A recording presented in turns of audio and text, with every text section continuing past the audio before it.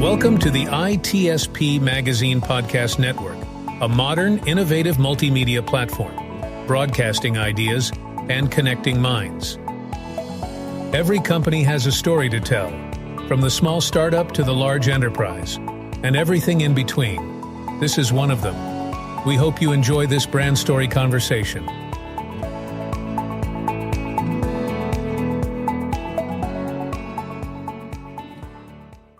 Marco.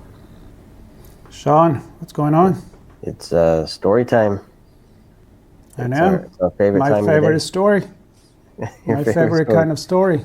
It's when the we origin figure story. out what's going on. Yep, that's right. Exactly. Well, I'm thrilled. I don't know that we've actually had many chats on this particular topic, so I'm thrilled to introduce our guest, Simon Wijckmans. Simon, how are you? I'm doing great. How are you? Doing very well. Thrilled to have you on. And we're going to hear a good bit about seaside.dev.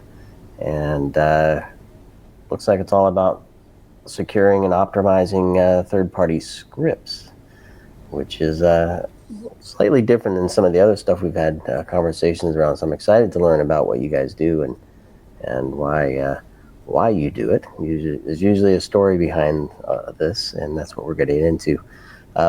Actually, if you can maybe start with a little bit about yourself, some of the things you worked on prior to seaside.dev to kind of give us an understanding of who you are, and that will probably lead into why seaside.dev exists as well, I presume. Yeah, sure. So, hi, I'm Simon. I'm originally from Belgium, currently spending most of my time in London or visiting San Francisco because that's where the company is. I built my career from like when I was 16, I became a contractor at Microsoft to going to smaller companies. I went from big to small, spending a few years at Cloudflare during its growth stage when it went from 1,000 people to about 3,000 people. And I worked at Vercel for a while where I then built their front-end security products. And then I ended up building Seaside because I recognized that there was a kind of forgotten about spot in security, and that's actually what executes in the browser of the user when they go to your website. That's where a lot of the data theft happens, and also where a lot of confusing problems live. And I was working on that before at Cloudflare, so I recognized the issue, and I also realized that large security companies that built a little side product for that space were not really successful at solving that issue. So I wanted to go ahead and build my own company around that. Why do you think that was the case? So it's interesting because large security companies, they often talk to their existing customers and they tell them all sorts of things that they are also looking for a solution for. And then it's rather quick and easy for them to go hire an intern or assemble a little project team to go ahead and build a very small MVP. And then they end up reusing data that they already have, right? And that works for a lot of things. But the problem with client-side security is that it's an inherently different problem to solve than a firewall or something that you would get through a threat feed for. Why? Because it is a fully dynamic problem, right? Every user that goes to a website fetches a third-party script, and that third-party server can respond with a new thing anytime, right? So if a bad actor manages to pull off a hijack of some sort, they can inject a malicious script 1% of the time, specifically executing if a specific condition is met. So if a user agent meets a certain requirement and it's a certain time of the day, then you could get a bad script. So then reusing services that you use for 100 other purposes, or just reusing VirusTotal's threat feed, you're not likely going to actually catch the attack through that. I like to give a clean example. If a small regional bank in a small European country were to get targeted with a client-side attack, the bad actor could steal absolutely millions, right, and cause a really serious incident. But it could fly below the radar of a threat feed because that threat feed provider would not be able to scan that third-party script as if it's a real user coming from that particular website using that refer header. And so it's just a fundamentally broken approach that basically any large security company that doesn't have client-side security as their core focus, they've made that mistake. And it just fundamentally cannot work, leaving people at risk and causing a false sense of security with companies who buy their products. So where does this fit into kind of the broader cybersecurity program? obviously we're talking about monitoring here, and hopefully some blocking and tackling and protection as well. But who typically owns this part of the program? Is it in development? Is it in endpoint? Is it in networking across those things, or where does it kind of sit? Well, I would say it's more on the side of development. And I mean, the slightly longer answer there is that usually the developer is the one that has to put that third-party script there.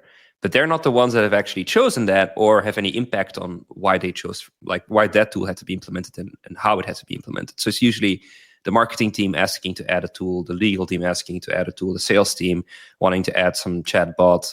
And these are all third-party scripts, and the developer then adds it, and it kind of ruins the performance of their site, or it breaks certain things, and then they're unhappy about it. And then a few years down the line, they figure out that those scripts are actually listening to people's login credentials, and now they're on the dark web. And all of those types of incidents, they fundamentally lead back to the developer, even though that they're also a victim in this type of situation. It's funny because the world has kind of shaped supply chain security around what the vendors have to offer. But I personally see client-side execution of third-party, like JavaScript, as something that is part of the supply chain. You should also be aware of what the libraries you add do in the browser. It is part of supply chain security in my mind. But yet, if you buy any supply chain-focused product today on the market, it's going to mostly talk about open source dependencies on registries like Node Package Manager and the like.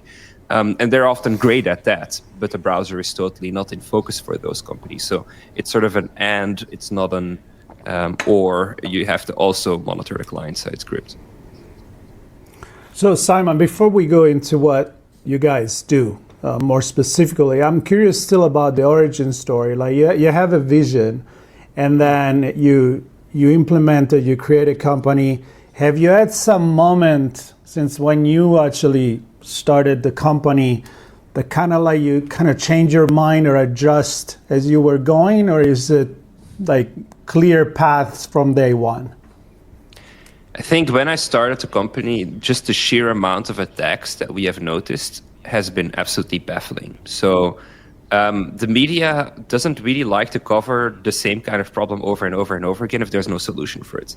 And in fact, a lot of security insights, even at very high level, executive level, is fueled by what goes into the newspapers. So I think that was a clear moment. I was like, oh my God, we're actually onto something here. I think taking a few steps back, why I thought that going into client-side security was a valuable thing to do.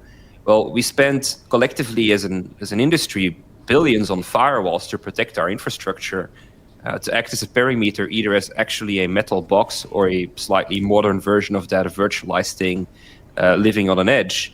But we also spend now billions on open source security monitoring, so tools that are quote unquote supposed to protect your supply chain, but they really only focus on those like dependencies that live on a registry. But then equally, we don't do anything in a browser, right? And a lot of these attacks where data is being stolen, the data is resold again on the dark web or gets used as basically a piece of the puzzle to get money off of businesses in order to not make it public. But it's very hard for any security researcher to trace back how that data was stolen, especially when it executes in a browser, because there's often no data available about that. So I just kind of saw the logic that we protect our servers, we protect our open source dependencies, so that part of the code base is safe. But we don't actually know what's happening in the browser. And it just makes logical sense for us to, start using less and less client-side fetch services. But you're never going to be able to avoid them in full because a lot of these services just need to be dynamic. But then at least monitoring the behavior of those in the browser of a user 100% of the time. Coming to the point that I said earlier, every request can make for a different response. So the only real secure way to deal with this problem is by not applying any level of sampling, just being there 100% of the time and recognizing that this type of attack is dynamic and needs to be monitored.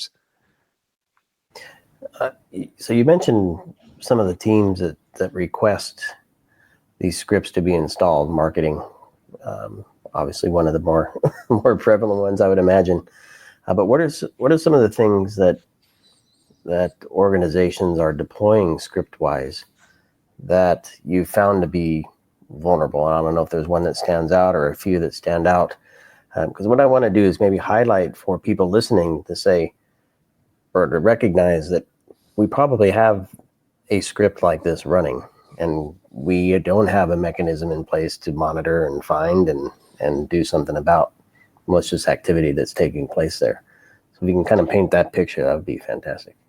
Yeah, of course. So, I mean, something I suggest to anybody is you're probably going to have a lot of scripts on your website you don't even know about. So go to cside.dev, enter your site, and we'll tell you what's there. The scripts I personally see being the source of the majority of incidents is non-traditional ad marketplaces. So, of course, if you use Google Ad Space, you're probably going to be fine because they've gotten their eyes very clearly on which APIs a ad can use and which ones they shouldn't. But there's a lot of these ad vendors out there that are not as advanced in their security. So that would be one. Marketing tools by small startups is another one that I find particularly messy, or honestly, even any type of tracking by small startups that are not necessarily engineering or security minded. And the reason why is because, well, acquisitions happen and companies sometimes, unfortunately, cease to exist. And the reality is that those domains, they become an incredibly powerful tool to a bad actor. And so does their S3 storage or wherever they're actually hosting the payload of those scripts. And when the engineers are no longer around, then slowly the information starts seeping away. Before you know it, there's actually domains living like that you can buy on like on GoDaddy today that are actually implemented in third-party scripts. Like we've been sweeping up a few of those, just buying them for marketing purposes and to prevent them from actually executing bad things for people. But that is a very clean example. A tiny startup that isn't particularly security engineering minded, that doesn't necessarily have resources to maintain the service long term. Well, those are quite easy targets. It actually got particularly worse when Google Chrome started blocking pop-ups, because it's basically blocking the symptom of a malicious third-party script. Because, well, what does a third-party script often do? Well, a very visible thing popping up another page. By just blocking the pop-up, the malicious JavaScript is still there, and that script can do anything very, well, low profile as well, right? So like listening into data you fill into a certain input box, or even mining crypto. We've got a little demo website that we built with that.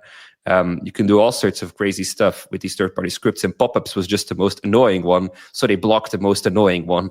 All of the other stuff is still happening. That's interesting. It's like I'm thinking like you get your body gets temperature that show you that you have some kind of a inflammation in the body. You're fighting something, but if you don't have temperature, like, oh, I'm feeling fine, but something keeps happening underneath. So it's kind of interesting. Are you guys using AI, and how is it involved in the product that you have? So of course we do. AI is incredibly capable. Yeah, of course. Let's have a shot. I said AI. Yeah, AI. So I mean, it's incredibly powerful when it comes to parsing through JavaScript. And that is a fundamental thing. When you try to understand what a piece of code does, then yeah, LLMs are pretty great. So let's talk about kind of the fundamentals of how Seaside works in comparison to how other solutions in the market work, right? So there's a couple of categories of solutions out there. So the first one is one that basically uses content security policies. I think a lot of people know what content security policies are, but basically what they are is a little header you add to your response from the server, and you basically define which third-party URLs are allowed to be fetched. So you define, I trust everything that comes from Marco, basically. You don't define what you're getting from Marco, you're defining anything that comes from Marco with that particular URL is fine. So it doesn't understand payloads, right? And then what a lot of these security solutions do is they take any of the violations and they review them against the threat feed. Well, again, coming to the point, threat feeds are probably not going to work for this attack vector because it's fully dynamic, and threat feed vendors would have a hard time seeing the data in the first place. So that is one approach that doesn't work. And you'd be surprised, there's some incredibly large vendors that fully adopted only that approach. So those you can basically throw away from the first get-go. They will not be able to detect any advanced style of attack. Then a second method is basically the fully client-side JavaScript-based approach. So where you monitor the entire behavior of whatever happens in a browser using a JavaScript. But the problem is that it's very hard for the JavaScript of the security company to take the upper hand over the other ones. And mostly, if you define specific hooks you are monitoring in the browser of a user, a bad actor can very easily reverse engineer that and just not do that, right? So if you define a list of don't do these behaviors, it will trigger an alarm, then they will crawl over and under it. And in the world of JavaScript, there's plenty of ways you can do that. So it's quite easy to be successful with that. I would say that's probably one of the more successful approaches to monitor client-side scripts. There's a few companies that do that, but they're very niche and specialized. And I must say they've also spent a substantial amount of time and money on building that. Then there's the third approach that honestly is, I think, the worst one of them all. And that's just the crawling approach. So they crawl a website periodically and tell you, yeah, all is fine. But the problem is that if you're using an AWS IP address and you're crawling a website, well, the bad actor can very easily say AWS IP, give them a clean script, right? So that's an utterly bullshit approach, right? Like it's just not going to work. And unfortunately, there are lots of companies out there selling that particular approach. We take the much more, I would say, painful approach, but it is also the really the only way that you have more certainty. We're actually putting ourselves between the third party and the actual user. And why? Because that way we see the code and we actually get an understanding of what is being delivered. So think about it this way, right? So either you use our Node package manager, like little package, which at compile time, depending on your framework, rewrites these third parties, or you use our client-side script that basically forces things through our proxy. And then we also monitor the behaviors client-side. So we have the full code, we see it, it flows through us, we analyze it using a range of detection mechanisms, one of which is using AI, but most of them are using other types of triggers as well. And then, if anything looks bad, we would be able to detect it and stop it, and therefore that script will no longer be served. It's interesting because go ahead. It's interesting because the immediate next question I get is, Simon, doesn't that add latency? And then my answer to that is, well, anything in this world would add latency if you add it to the chain, if it was already optimized. I think any developer knows that the internet ain't optimized. So if you're just a little bit better than whatever that other solution is, you can do great things. So what we've seen is that by using just protocol enhancements, upgrading connections to use things like HTTP2 or HTTP3, we can already cut the little latency that our service adds. And if the script is cacheable, which many of these scripts are, then we can actually make the scripts faster. And the way we cache is just a little bit more optimized than a generalist CDN. A generalist CDN has to provide support for very large file sizes, up to a couple of gigabytes often. Well, third-party scripts are often usually less than a megabyte or just a megabyte or two. So that makes for a way less complex storage strategy where we can actually store things in memory at our edge locations, making it a lot faster. We do not sell a firewall or bot detection in flow of requests or a rules engine or anything like that. So our CDN is pretty straightforward. It has some DDoS protection and you go to a storage later, right? It's bada bing, bada boom. It makes it a lot faster. So, and that to give you some idea, we've got an analytics script like that we tested this with. It took 78 milliseconds to fetch it directly from their third-party endpoint.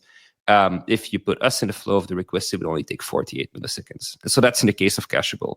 In case a script is already fully optimized and we can't improve it in any way, shape, or form, well, then be ready to expect a 5 to 7 millisecond latency added. But then most of these scripts are fetched asynchronously or using the defer method in the browser. So it's not actually going to be noticeable. And even for SEO, it hasn't proven to be that impactful either. So it's, I think we kind of have to be okay that in some cases, it's going to get faster. In a very small percentage of cases, it's going to get a little slower. But then at least you gain a lot of insight and security, which can prevent a much worse incident. Well, let's talk about you. You're right. I was going to ask about the performance and the latency, and I was going to lead it with where do you sit in terms of your analysis and your presentation of what you find, and to your last point, the response to that. So maybe you can kind of describe where you sit in the stack. And then what does the response look like? Can the admins and developers control what happens? Is it automated? Can they tune that to what they want? Yeah, of course. So we've tried to create the lowest amount of noise possible. Well, because obviously there's already plenty of alerts happening. So we integrate with SIEM systems of vendors so that they have the data in the place that they want to have it. We've got webhook support, so you can get it in Slack or whichever other chat tool you use, including Microsoft Teams. Who would have thought? And we basically focus on the known evil, right? So I'll give you a clean example. If a script sent information to api.reputablevendor.com last week, and this week it also sends the data to a newly registered domain name with IP addresses pointing to a residential IP in Russia, that's probably something that needs to be blocked, right? And so we've got the ability to autonomously block things where we have a high level of confidence that it is bad. And so those types of very clear incidents, we'd be able to just take action on your behalf, and you would thank us after, right? Because even if we take down that script, you may lose some functionality. And usually it's some type of analytics or ad or chatbot on your website. It's not going to entirely break your website. This is going to break a very specific type of functionality. But then you stopped an incident, right? It's a potential lawsuit prevented or a potential major incident that you'd have to do months of investigations into. So in those types of situations, I think we're like the blocking approach is the right one. In the cases where we're not 100% sure, but it looks like suspicious behavior, you could basically ask us to either quarantine, which means at the best of our ability, continue to serve a previous version of that script, or just let it continue to do its thing, and we just notify you, and you then go into our dashboard and have a look. So one of the neat things that our solution does that none of our competitors do, we actually give you the entire source code of the script.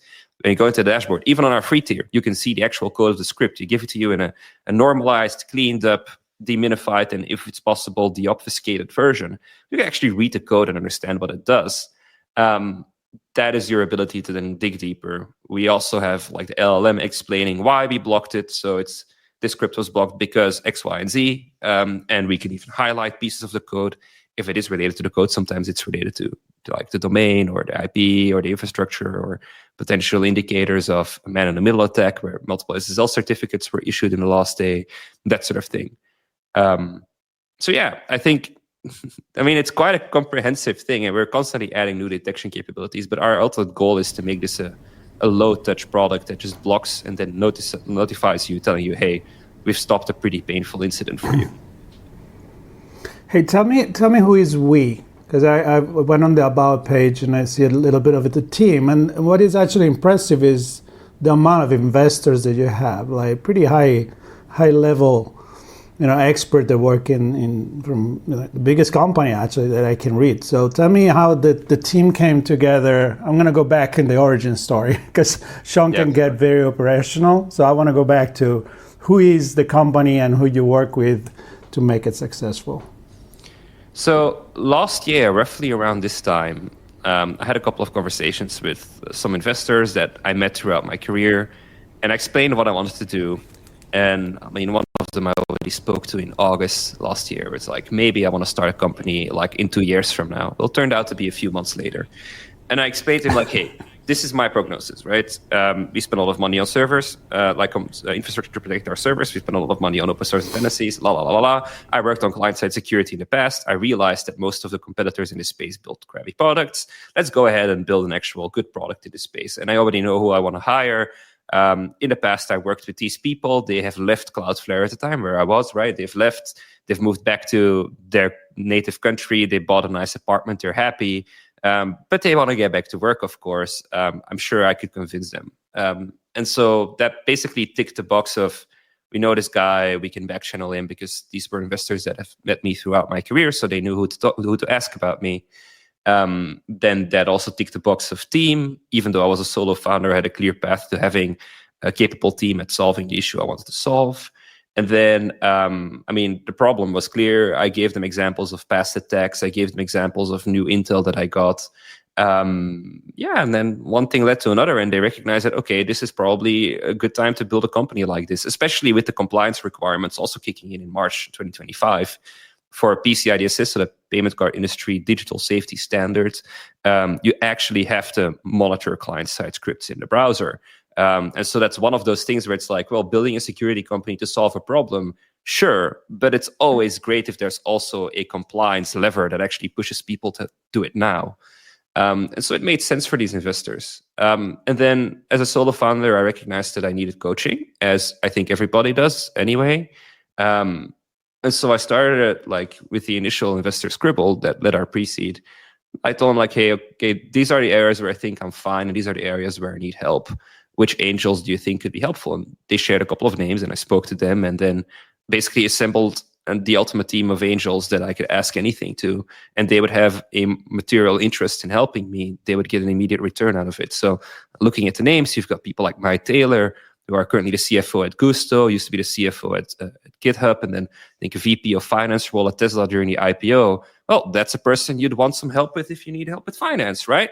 And then there's folks like Dan Scheinman, who are incredibly capable investors in helping with go-to-market. He actually had a full career in the legal space at Cisco, and then he became an investor. And one of the first checks he wrote was Zoom and SentinelOne and Arista Networks. And so he became incredibly successful through that. And these are all genuinely amazing individuals that you ask a question, you get a response in the next 2 hours.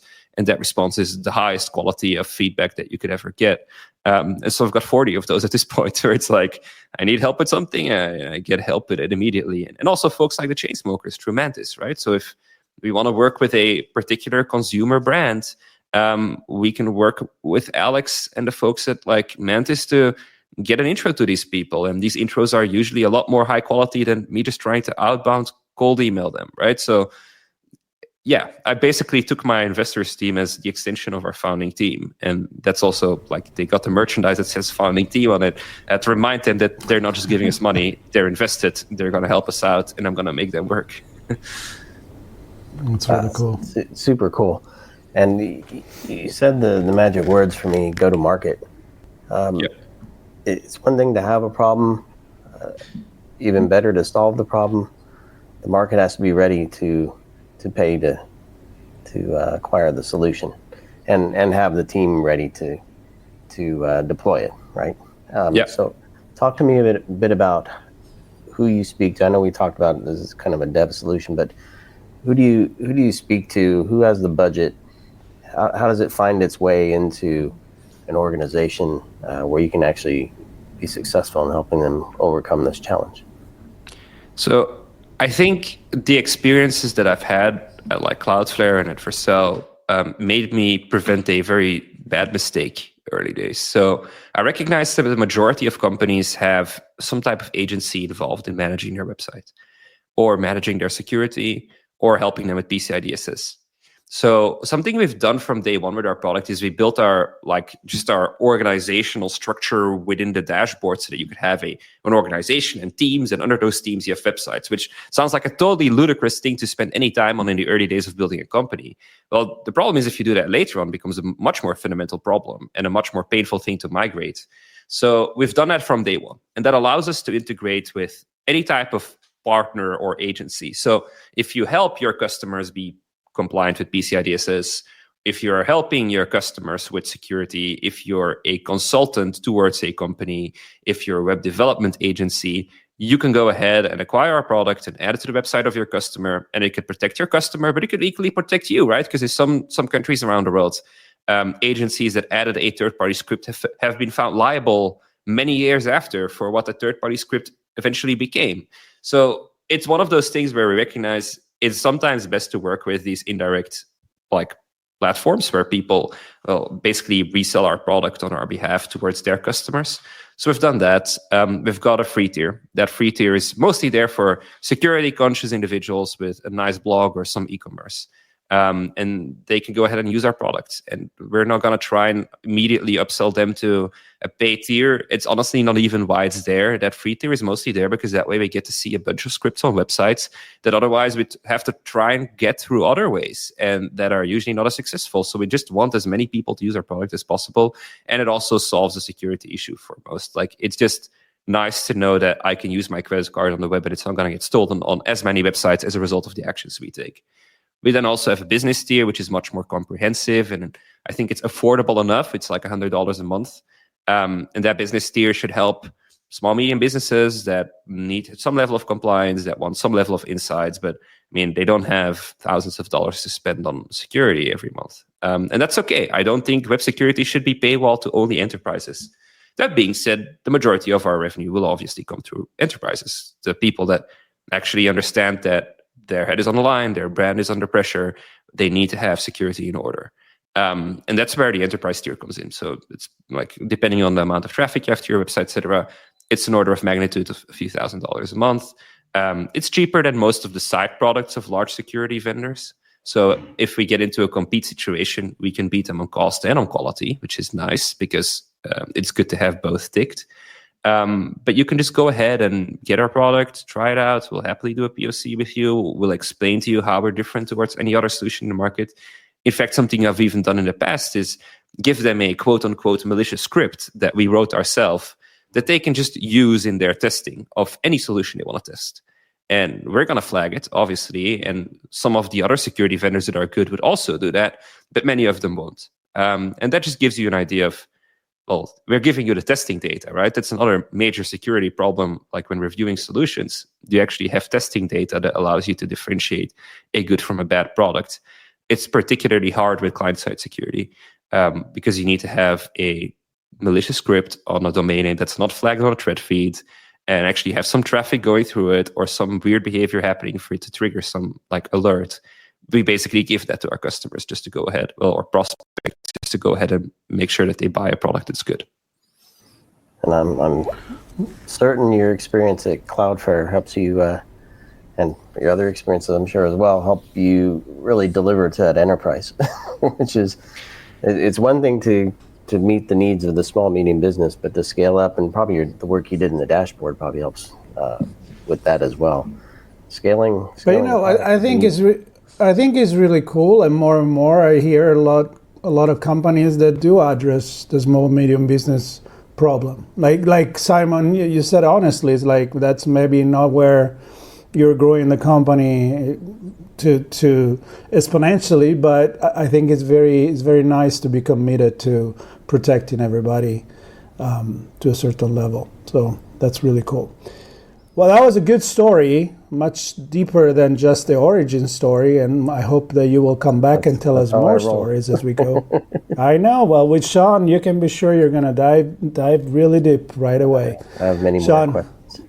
But I know you have many more questions, but we'll probably ask them later.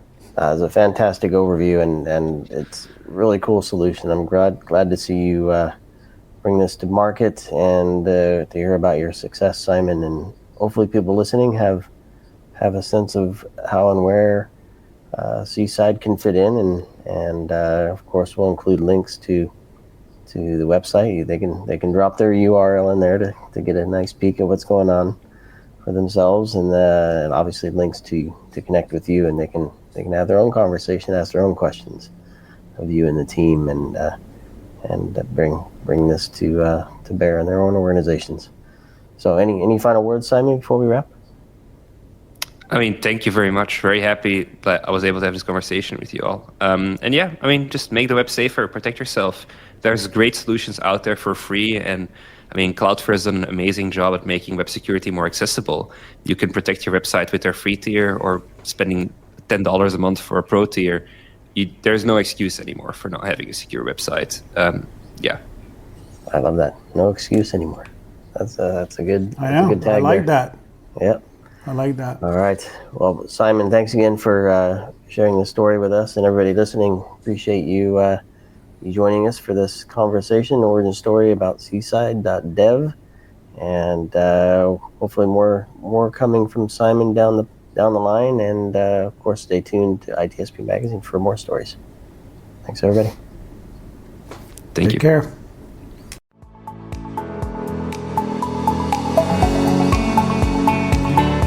We hope you enjoyed this episode and that you will come back for more brand stories on ITSP Magazine. If you want to share your company's brand story, go to itspmagazine.com and explore our advertising options to learn more. Remember to share this podcast with your friends, family, and colleagues, and stay tuned for more brand stories as we continue our journey toward redefining cybersecurity, technology, and society.